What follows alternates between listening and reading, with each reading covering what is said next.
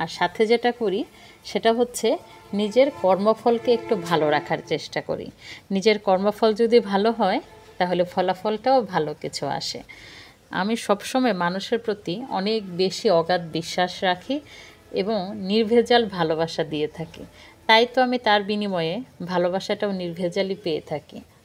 তাই বলছি ভাইয়ার এবং আপুরা, পৃথিবীটাকে সহজ করে চিন্তা করুন, অন্যের প্রতি নিজের দায়িত্ব, কর্তব্য, ভালোবাসা সব কিছু বৃদ্ধি করুন। দেখবেন আপনার প্রতিও একজন মানুষ একটা সময় ঠিকই সে আপনার প্রতিও সে দায়িত্বশীল হয়ে গিয়েছে, আপনাকে সে ভালোবাসা দিচ্ছে, সব কিছু অর্জন করতে পারবেন।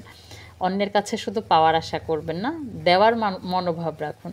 আপনি দিতে পারলে একটা সময় আপনি পেতেও পারবেন। এটাই পৃথিবীর নিয়ম।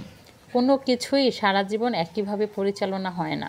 কারণ কি জানুন, মানুষ বেঁচে থাকলে বদলায়, অকারণে বদলায়।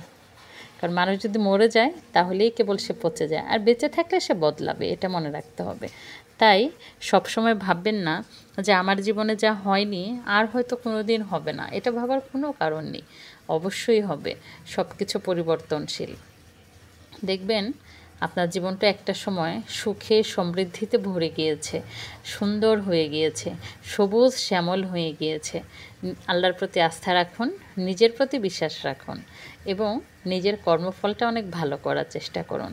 আমার পাশে যে মানুষটিকে আপনি দেখেছেন ভিডিওর শুরুতে, সে মানুষটি আমার প্রাণপ্রিয় মানুষ।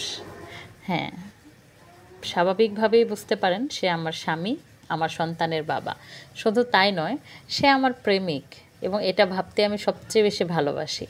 সারাটা জীবন তাকে আমি আমার প্রেমিক হিসেবেই ভাবতে চাই।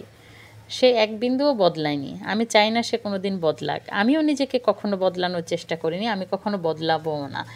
সে যাতে আমাকে ৮০ বছর বয়সেও সেই ষোড়শীই চিন্তা করে, আমি সবসময় এটাই মনে করি। কারণ কি জানেন, ভালোবাসার দৃষ্টিভঙ্গি কখনো পরিবর্তন হয় না, ভালোবাসার দৃষ্টিভঙ্গি পরিবর্তন করতে হয় না, নিজেকে সেভাবে রাখতে হয়।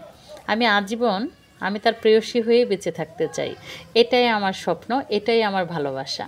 আমি প্রেয়সী হয়েই বাঁচতে চাই।